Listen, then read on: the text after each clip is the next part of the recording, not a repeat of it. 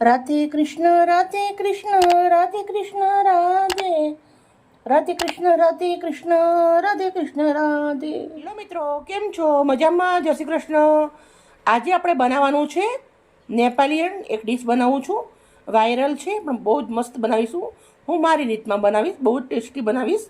તો મિત્રો, આજે મારા ઘરે બટાકાની હું સૂકી ભાજી બનાવવાની હતી, પણ મને કંઈક ચટપટું જોઈએ એટલે હું નેપાલિયન ડીશ બનાવું છું. આજે અમારા ગુરખાજી હતા, એમની વાઈફે બનાવી હતી એકવાર મારા ઘરે, તો અમે 10થી 15 વાર ઘરે બનાવી. બહુ જ મસ્ત લાગે છે, એકદમ સિમ્પલ છે, 5 મિનિટમાં બની અને રેડી થઈ જશે. મેં બટાકાના છિલકા નીકાળી દીધા છે. સૌથી પહેલાં આપણે આવી રીતના એક ડીશના અંદર બટાકાને કટ કરી દઉં છું.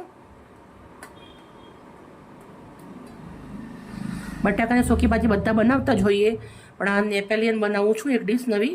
તો તમે વિડીયો શાંતિથી જોજો અને સારું લાગે તો પ્લીઝ એક લાઈક કમેન્ટ કરજો.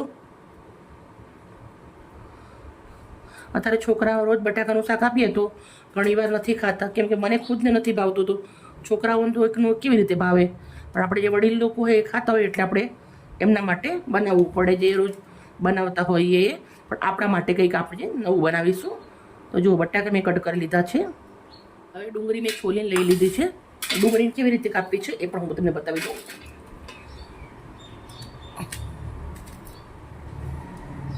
ડુંગળી આપણે આવી રીતે પતલી પતલી ઊભી કટ કરી લઉં છું. ડીશ નેપાલિયન છે પણ હું મારી રીતે બનાવવાની છું, તો ટેસ્ટ એકદમ જોરદાર આવશે, બહુ જ મસ્ત મજાનું.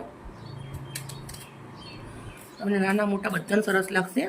ડુંગળી બધી જ આપણે આવી રીતે કટ કરી અને રેડી કરી દેવાની. અને લીલા મરચાં પણ મેં જોડે કટ કરીને લીધા છે, મોરા મરચાં લીધેલા છે. ડુંગળી 250 ગ્રામ મેં દહીં લીધું છે, એને ફેટી લીધું છે. બહુ ખાટું નહીં કે થોડું મોડું દહીં લેવાનું છે. દહીંના અંદર મસાલા કરવાના છે. 1 ચમચી મરચું નાખું છું, અડધી ચમચી હળદર, અડધી ચમચી મીઠું, 1 ચમચી ધાણા જીરું. હવે આ મિશ્રણને સરસ દહીંના અંદર મસાલા મિક્સ કરી દેવાના છે. મિત્રો, આ દહીં એકદમ મસ્ત મલાઈદાર છે અને ઘરનું જ જમાયેલું છે. ઘરનું દહીં હોય તો તમે ઘરનું યુઝ કરજો, બહુ જ સરસ લાગશે. તો આપણો મસાલો એક રેડી થઈ ગયો છે. 1 ચમચી મોટી ભરી અને સરસોનું તેલ મૂકું છું. નેપાળી લોકો વધારે તેલવાળું ના ખાય. તેલ મસ્ત ગરમ થઈ ગયું છે. થોડું જીરું નાખું છું અંદર, થોડી રાઈ, થોડી હિંગ, 3 લંગ લીલા મરચાં મોરા, ઊભી સમારેલી થોડી ડુંગળીને હવે તેલના અંદર સાંકળી લેવાની છે. થોડી કચાશ દૂર થઈ જાય ત્યાર સુધી શેકવાની છે. આને કાચી ડુંગળી હોય તો પેટમાં દુખી શકે, એટલે થોડો કચાશ દૂર થાય એના માટે આપણે એવી રીતે કર્યું છે. રેસીપી નેપાળી છીએ પણ આપણે ખાવાવાળા ગુજરાતી છીએ, એટલે આપણે શરીરને અનુકૂળ આવવું જોઈએ એવી રીતે બનાવું છું હું.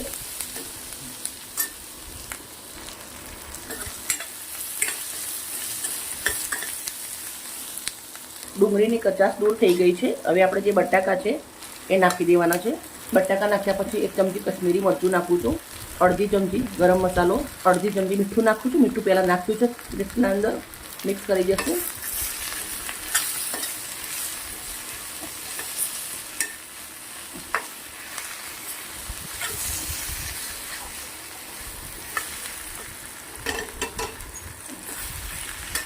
હજી આપણે પેસ્ટ બનાવેલી છે એ રેડી દેવાની છે.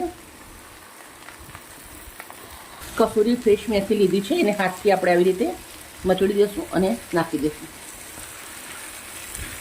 લીલા ધાણા નાખી દઈશું. ગેસને બંધ કરી દઈશું, સરસ મિક્સ કરી દઈશું. દહીં નાખ્યા પછી 2 જ મિનિટ રાખવાનું છે. વધારે રાખશો દહીં ફાટી જશે. મિત્રો, તમે જોઈ શકો છો આપણું નેપાળી સબ્જી રેડી થઈ ગઈ છે.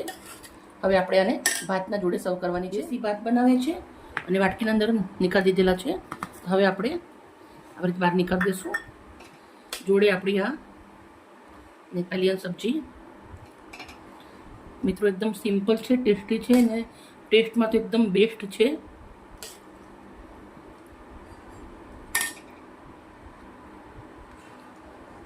હવે આપણે થોડા એવા નાના પાંદડા ઉપર નાખી દઉં છું. એકદમ સિમ્પલ, ટેસ્ટી અને ગેસ ન થાય એવી સરસ મજાની આપણે બટાકાની નવી રેસીપી નેપાળી સ્ટાઇલમાં રેડી કરી છે. વિડીયો સારી લાગે તો પ્લીઝ એક લાઇક કરજો અને તમારા પરિવાર માટે જરૂરથી બનાવજો. ઓકે મિત્રો, બાય. કાલે મળીએ નવી રેસીપી સાથે.